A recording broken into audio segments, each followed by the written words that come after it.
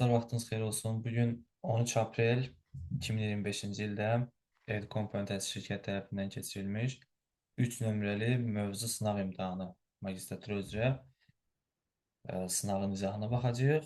Sınaqda suallar ilk 7 fəsli, yəni informatika anlayışlarından Word-ün sonuna qədər tam olaraq əhatə edir. Birinci sualdan izaha başlayırıq. Birinci sual informatika əsas anlayışlarına aiddir. Qeyd olunub ki, anakonda sözünün kodlaşdırıla biləcəyi minimal simvollu əlifbada and sözü yaddaşda neçə bit yer tutar? Sözün kodlaşdırıla biləcəyi minimal simvollu əlifbada hər bir simvola yalnız bir dəfə yer ayrılır.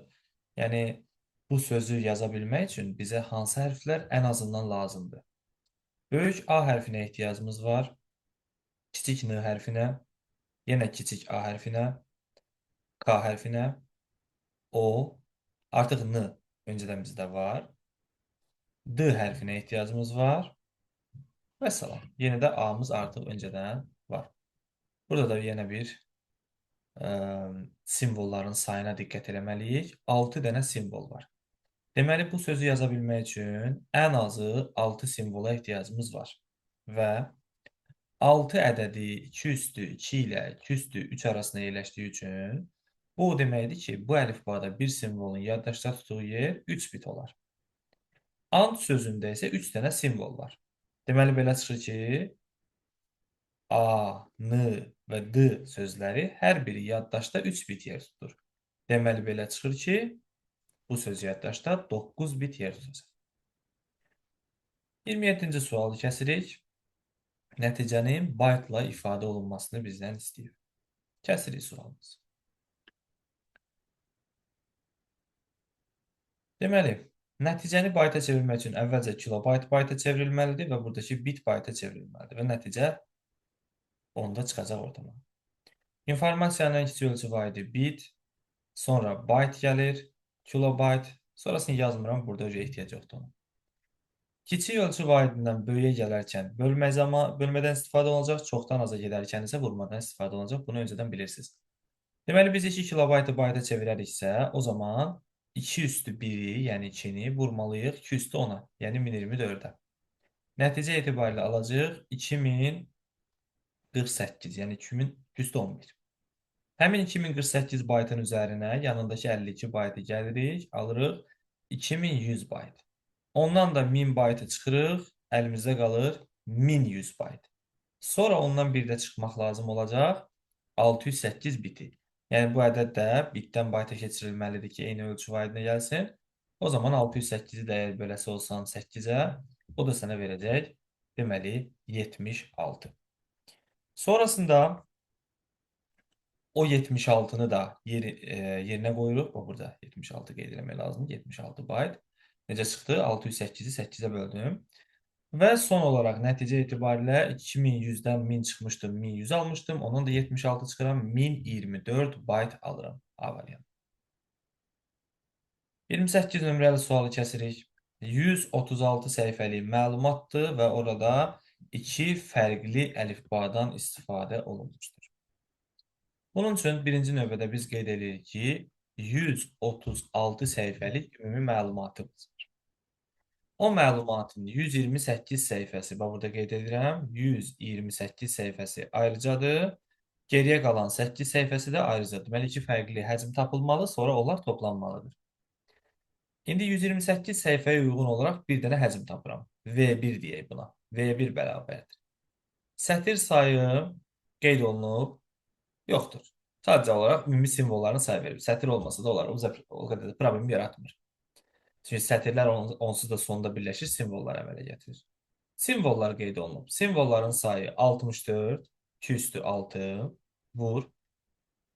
Səhifə sayı 128, yəni 2 üstü 7 və əlifbanın bir simvolunun yaddaşda tutduğu yer 10 bit, yəni 1024 axı 2 üstü 10-a bərabərdir. Vurulsun 10 bitə. Və beləliklə bu birinci V-mizdir və daha əlavə bir komponentə də ehtiyac duymuruq. Sonda nəticəni bizdən kilobaytla istəyəcək. Gördüyünüz kimi söhbət kilobayta gəlir. İndidən aldığımız nəticəni bitdən kilobayta keçirtməliyik. Yəni bölməliyik 2 üstü 13-ə. Bu zaman 2 üstü 6 ilə 2 üstü 7 bu 2 üstü 13 ilə ixtisar gedəcək, qalacaq 10 kilobayt. Deməli, birinci V-imizin həcmi oldu 10 kilobayt. İndi ikinci V-imizi hesablayaq, yəni ikinci həcmimizi. Geriyə qalmışdı 8 səhifə. 2 üstü 3. Hər səhifədə 64 simvol. 2 üstü 6. Və Unicode-da kodlaşdırılıb 2 üstü 1 bayta da ayrıca vururuq. Yenə də bu nəticəni 2 üstü 10-a bölüb kilobayta çevirəcək. Çünki sonda nəticə kilobaytlı olacaq. 2 üstü 10 eləmişdi. 2 üstü 10-u böldüm 2 üstü 10-a aldım 1 kilobayt. 10 kilobayt burada, 1 kilobayt da burada. Deməli, ümumi həcmimiz oldu 11 kilobayt. Sual budur ki, ümumi həcmi 20 kilobayt olan bir disk var və bu 11 kilobayt onun içərisinə yüklənir. Diskdə nə qədər yer qalacaq? Əlbəttə ki, 9 kilobayt yer qalacaq. Cevap.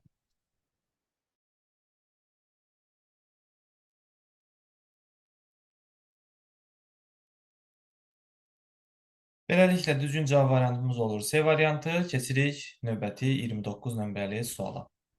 29-cu sual çap məsələsidir. Son dövrlər Dövlət İmtahan Mərkəzinin tərəfindən çox istifadə olunan populyar sual tiplərindən biridir. Həm dövlət qulluğunda, həm də magistraturada istifadə olunması artıq intensiv xarakter alıb.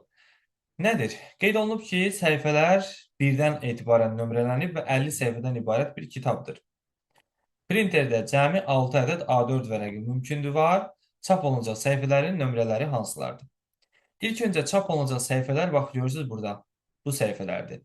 4-dən 9-a kimi 4, 5, 6, 7, 8 və 9, vergül 12, 15, 16 və 17. Sonra biz baxırıq aşağıya. Baxırıq ki, bir səhifədə bir vərəq çap olunacaq və bir üzlü qaydada çap olunacaq. Amma ardıcıllığı soruşduğu üçün biz mütləq şəkildə dəstələnmiş və dəstələnməmiş çap məsələsinə baxmalıyıq. Baxırıq ki, bu dəstələnməmiş çapdır. Deməli, belə çıxır ki, bu zaman əvvəlcə nüsxə sayına baxmalıyıq, sonra ilk səhifəyə baxmalıyıq. Hansı ki, əvvəlcə biz nüsxə sayı qədər birinci səhifədən çıxartmalıyıq. 4 dənə 4 çıxardacaq əvvəlcə. 4, 4 və 4. Sonra sırası ilə 4 dənə 5, 4 dənə 6 və s. Bu şəkildə davam eləməli idi.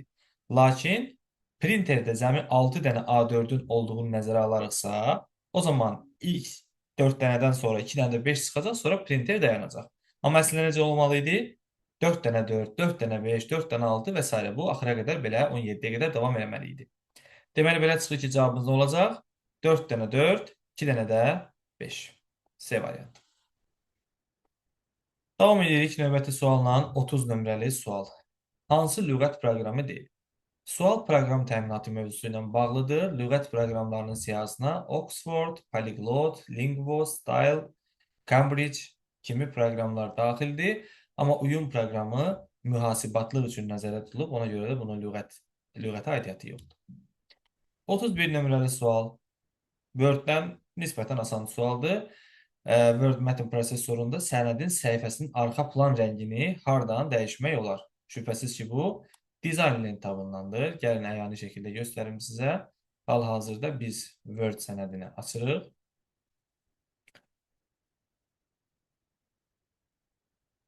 Burada açıq-aşkar şəkildə görsənir ki, dizayn lentabının içərisindən bu page color bölməsindən sənədin səhifə fon rəngini dəyişdirmək mümkündür. 32 nömrəli sual hansı lent qrupudur? Lent tabı soruşularsa bu table layout lent tabının içərisində olan bir fraqmentdir demək olardı. Table layout demək olar. Lakin lent qrupunu soruşduğu üçün burada düzgün cavab variantımız data lent qrupudur. Gəlin yəni siz tanış edeyim. O gördüyünüz fraqment standart halda açıq olmur. Onu ancaq biz müəyyən iş zamanı aktivləşdirə bilərik. O müəyyən işdə nədir? Cədvəl əlavə eləmək. Cədvəl əlavə olunarkən həmin table layout açılır. Oradan data lent qrupundan bax bu gördüyünüz əmrlərdən istifadə eləmək olar. Davam edirik 33 nömrəli sualdan. Cədvəldə faylların adları və onların informasiya həcmləri verilib. Klasterimizin həcmi 7 kilobayt olmasını nəzərə alırıq və bütün video faylları müəyyənləşdirib həcmlərinin cəmini tapmalıyıq. Əgər əvvəlcə biz video faylları tapmalıyıq, bu çox önəmlidir. Burada genişləndirmələrə əsaslanırıq. MPG video fayllarının genişlənməsidir. VMV VOB və bu 3CP. Qalanlarına bax Abbas aiddir. Bu səs faylıdır. Eyni zamanda bu üstündən xətt çəkdiklərim də hamısı səs faylıdır. Eyni zamanda ISO.middir. İndi biz burada bir klasterin 7 kilobayt olması nəzərə alaraq 25-dən sonra 7-yə bölünən ilk ədədi tapmalıyıq. Bunun səbəbi nədir? Çünki bizim tutaq ki 25 kilobayt həcmimiz var.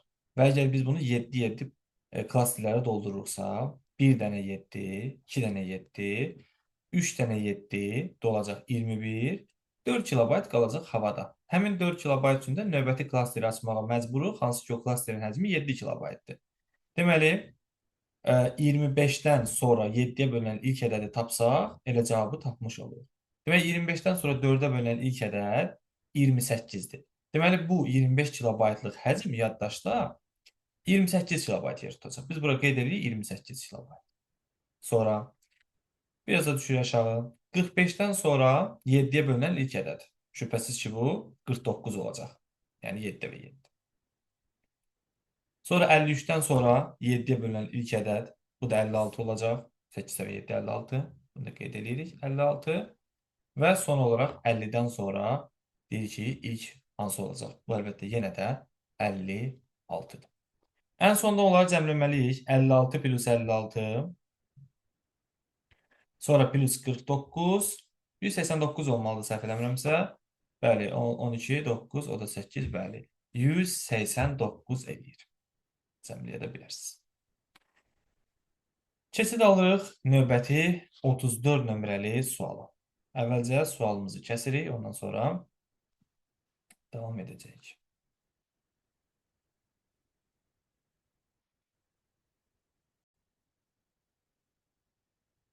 Deməli dostlar, əvvəlcə biz 4 dənə səhifə çəkməliyik. Bax, bu gördüyünüz birinci səhifə, bu ikinci səhifə, üçüncü səhifə və dördüncü səhifə. Qeyd olunub ki, birinci səhifədəki informasiya ikincidən 10 dəfə çoxdur. Deməli, belə çıxır ki, bu 10x-dir, ikinci də x-ə bərabər. Üçüncü səhifədə olan informasiyanın həcmi isə birinci səhifədən 5 dəfə azdır. Deməli, 10x-dən 5 dəfə azdır. Deməli, bu da 2x-ə bərabərdir. Dördüncü səhifədə olan informasiya isə ikinci səhifədən həcmindən 2 dəfə çoxdur. Deməli, bu da yenə 2x-ə bərabər. Bunların hamısının ümumi cəmi 75 bayta bərabərdir. Deməli, belə çıxır ki, 15x bərabərdir 75, x bərabərdir 5-ə. Deməli, belə çıxır ki, ikinci səhifədəki informasiyanın həcmi 5 baytdır. 5 bayt. İndi cavabı bizdən bitlə istədiyi üçün biz sadəcə olaraq 5 baytı 8-ə vurub nəticəni deyəcək ki, 40 bitə bərabərdir. Sadə bir tənlik və nəticəmiz əldə olundu. 40 bit. 35 nömrəli sualdan davam edirik. Enerjidən asılı olan yaddaşları soruşur bizdən. Deməli, bilirsiniz, yaddaşlar enerjidən asılı olan və asılı olmayan olaraq iki yerə bölünür. Asılı yaddaşlar 4 dənədir. Bunlar register, cache, əməli yaddaş və video yaddaşdır. Bunların 3 dənəsi D variantına qeyd olunur.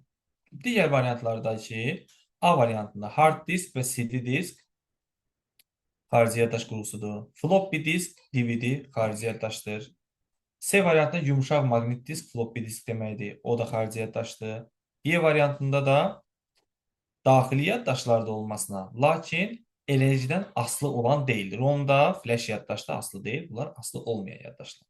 Demək cavabımız D variantıdır. İndi mən sizə siyahı şəklində daxili və xarici yaddaş qurğularını göstərəcəm. Elektrik enerjisindən asılı olanları və asılı olmayanları da fərqli şəkildə göstərərəm. Kim əgər onları bilmirsə, özü üçün qeyd edə bilər. Aparat təminatı ilə bağlı təqdimatımız. İkinci hissədə danışmışdıq bu məsələdən. Hal-hazırda siz birbaşa müraciətli xarici yaddaş qurğularını görürsünüz. Bunlar birbaşa müraciətlidir.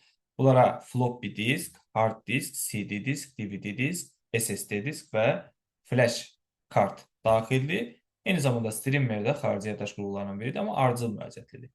Daxili yaddaşlar isə bu səhifədə göstərilmişdir. Burada həm elektrik enerjisindən asılı olan, həm də asılı olmayanların siyahısını görə bilərsiniz. Davam edirik.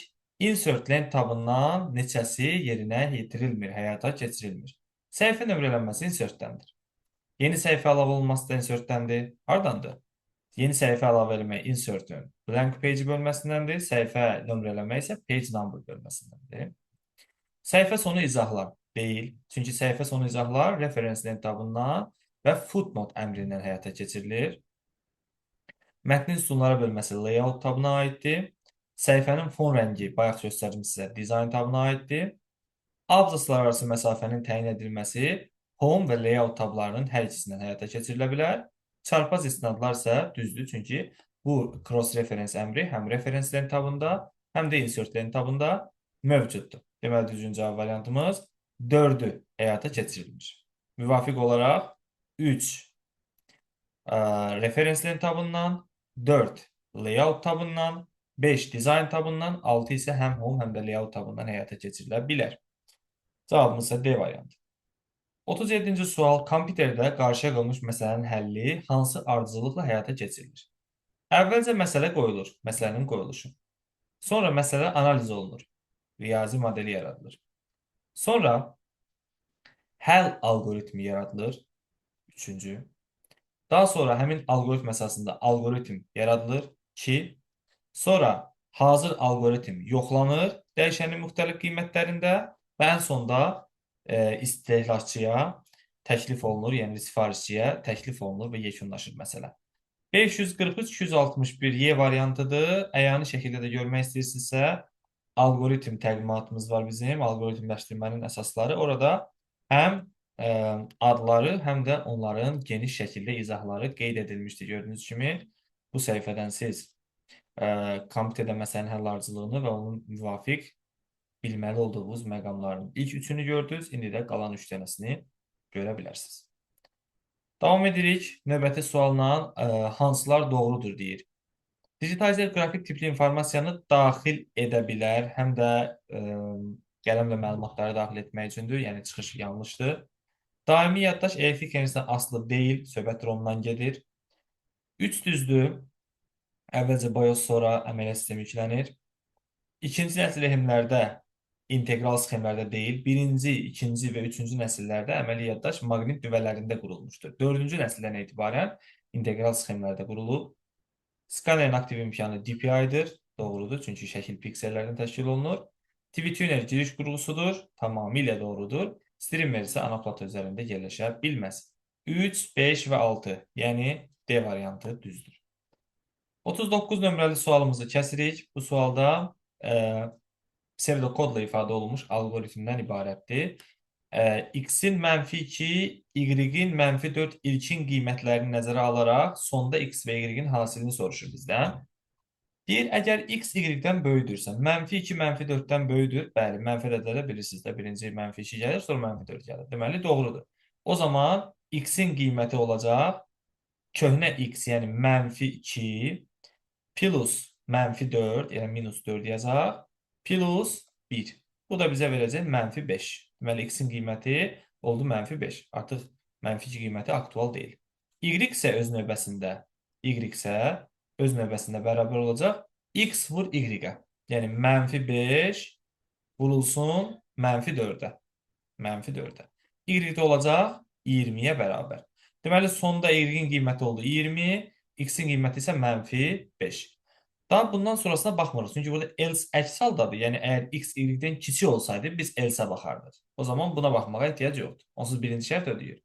Və son olaraq X-in Y hasilini soruşduğu üçün biz X-in son qiyməti olan -5-i, Y-in son qiyməti olan 20-yə vurub nəticənin -100 olması qənaətinə gəlirik. 40-cı sual. Mübadilə buferi nədir? Windows əməliyyat sisteminə aid olan bir sualdır. Mübadilə buferi əməli yaddaşın bir bölümüdür, bir növ əməliyyat sisteminin hissəsidir və məlumatın müvəqqəti yadda saxlanması üçün nəzərdə tutulmuşdur. Nə qədər ki, biz kompüteri söndürməmişik. Əməliyyat sisteminin bir hissəsi olub, sürəti çıxarılmış fraqmentləri əməli yaddaşda saxlayır. Düzgün cavab variantıdır. Biraz mübadilə buferi haqqında bir-iki kəlmə sizin üçün əlavə danışmaq istəyirəm. Mübadilə buferi dedik nədir? İndi isə bəs mübadilə buferində neçə obyekt saxlana bilər? Mübadilə buferini necə açmaq olar?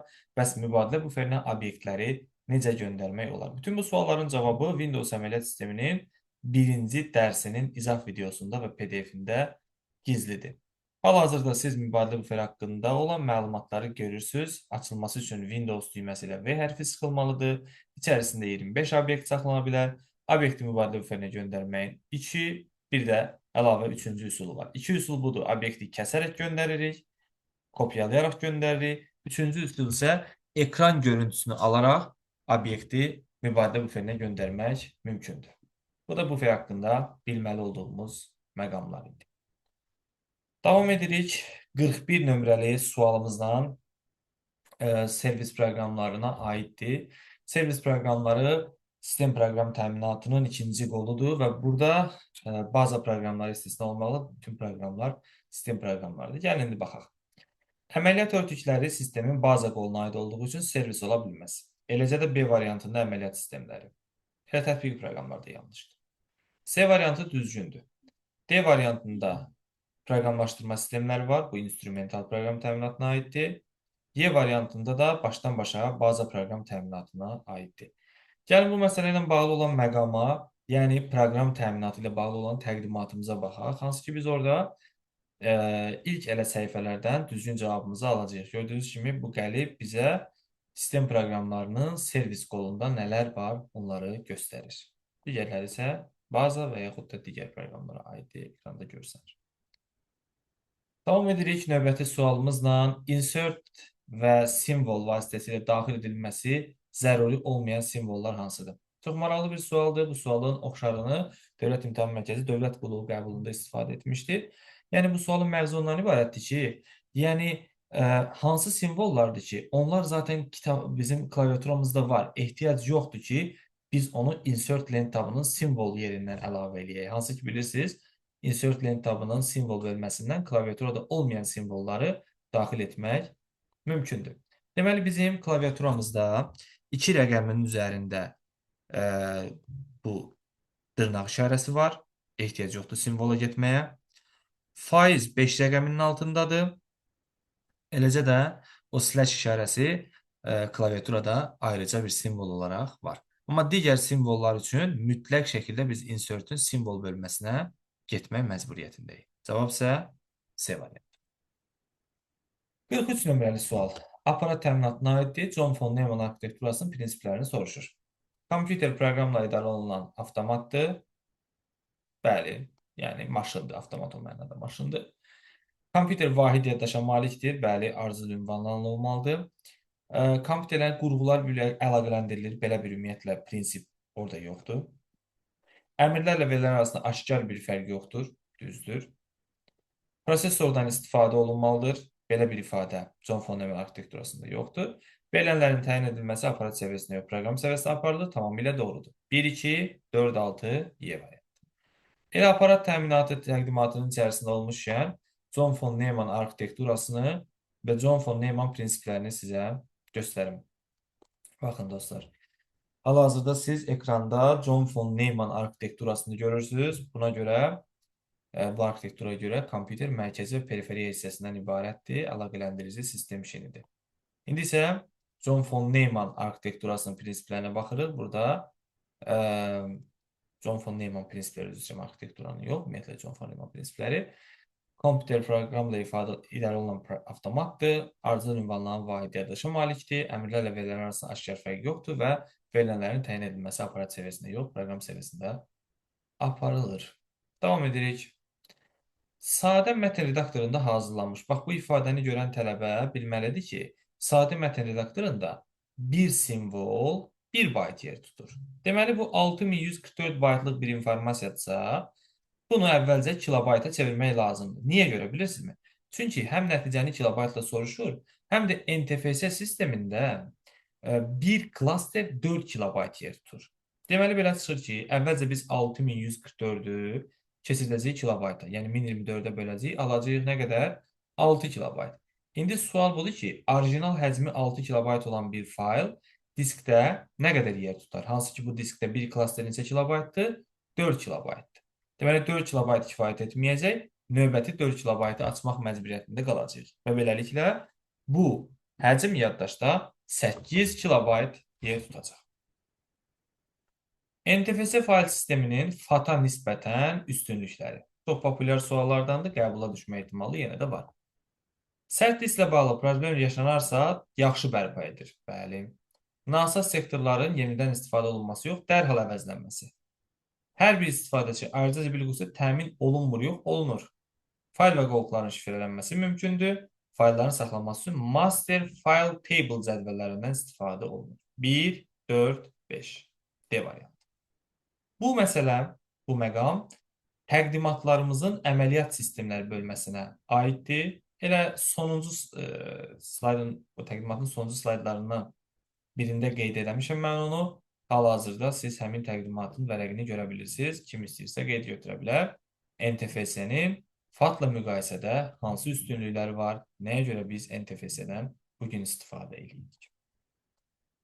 Davam edirik.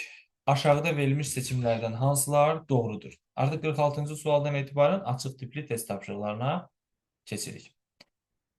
Doğrudur soruşur. Söz üzərində mouse'un sol düyməsi 2 qat klikləndikdə həmin söz seçilir. Düzgündür. F8 düyməsi 5 dəfə sıxarkən bütün sənəd seçilə bilər. Doğrudur. Insert tabını yox, Homeland tabının editing bölməsindən etmək olar onu. Sənədin sol kənarında 2 dəfə abzas düzdür.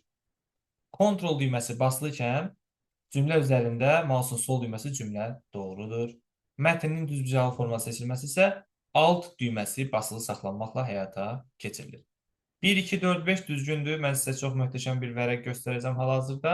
Həmin slaydın köməkliyi ilə siz daha bir də problem yaşamayacaqsınız bu seçim məsələsi ilə bağlı.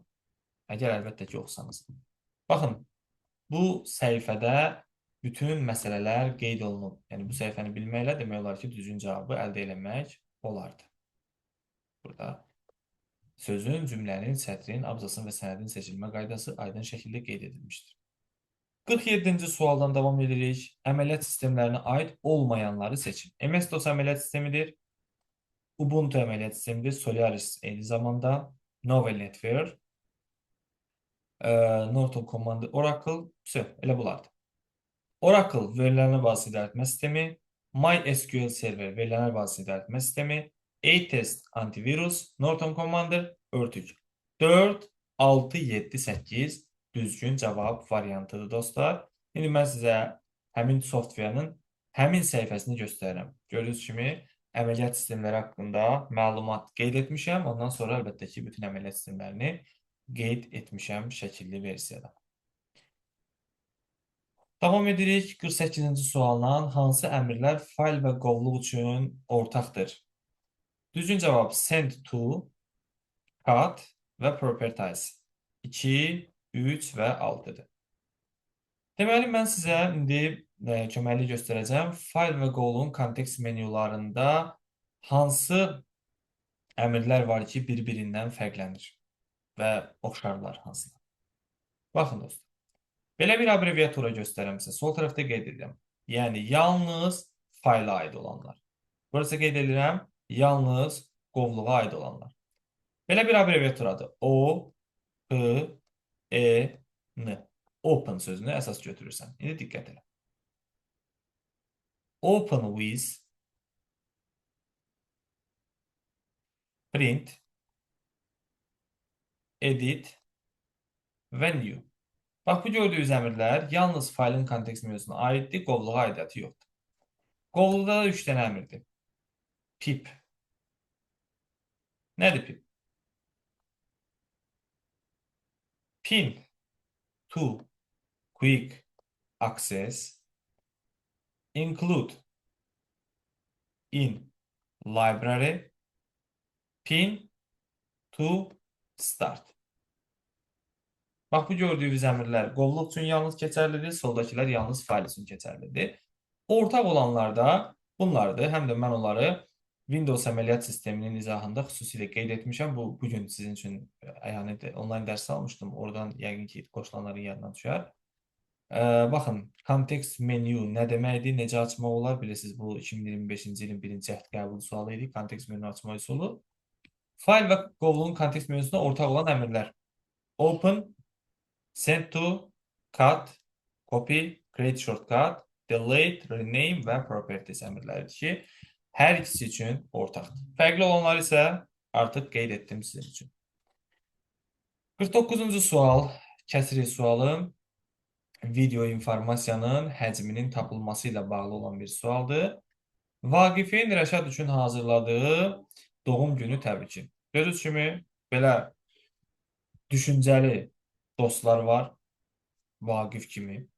O öz dostu Rəşadı yaddan çıxartmayıb və onun ad günü üçün xüsusi bir doğum günü təbriki hazırlayıb. Əhsən olun.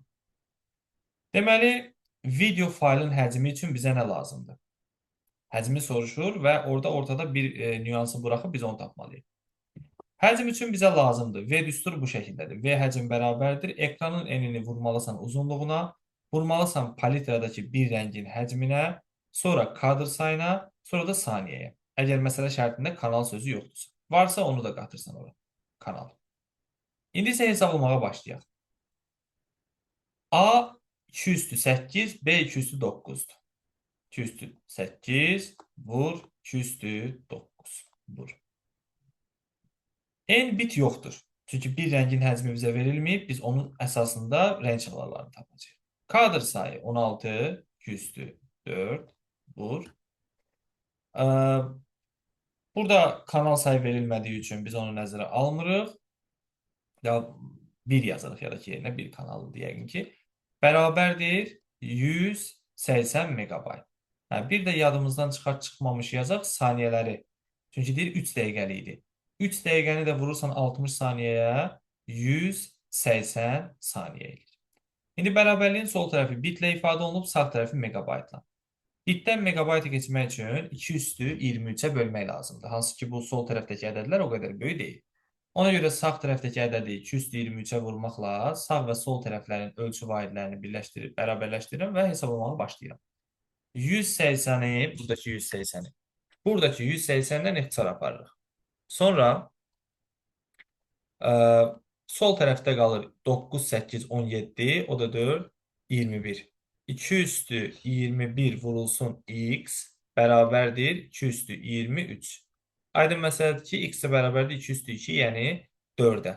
Bu bizim bir rəngin yaddaşda tutduğu yerdir. Yəni bir rəngimiz 4 bitdir. Və əgər bir rəngimiz 4 bitdirsə, deməli bizdə palitrada 2 üstü 4 sayda rəng var imiş. Yəni palitrada rəng sayı 16'ya bərabər imiş. Bax belə. Və nəhayət sonuncu sualımızla yekunlaşdırırıq. Uyğunluğu müəyyənləşdirin. Əməliyyat sistemləri mövzusuna aiddir. Səs fayllarını tapırıq. AVI səs faylıdır. Qeyd edirəm sizin üçün. 1'ə uyğun gələcək A variantı. 2, 3'ü də qeyd eləyək. WOB videodur. 2'ə olacaq B variantı. MID yenə səs faylıdır. C variantı uyğundur. GIF qrafik fayldır. D variantı. MDB isə verilənlər bazası idarəetmə sisteminə aiddir. Yəni bu gördüyünüz genişlənmənin heç birinə aidiyyəti yoxdur. 1AC, 2B, 3D düzgün cavab variantıdır. Beləliklə biz test izahımızı yekunlaşdırdıq. Növbəti sınavdan etibarən artıq ümumi sınav olacaq. İmtahana da artıq sayılı günlər qalıb. Hər birinizə uğurlar və yüksək səviyyədə məsuliyyət arzu edirəm.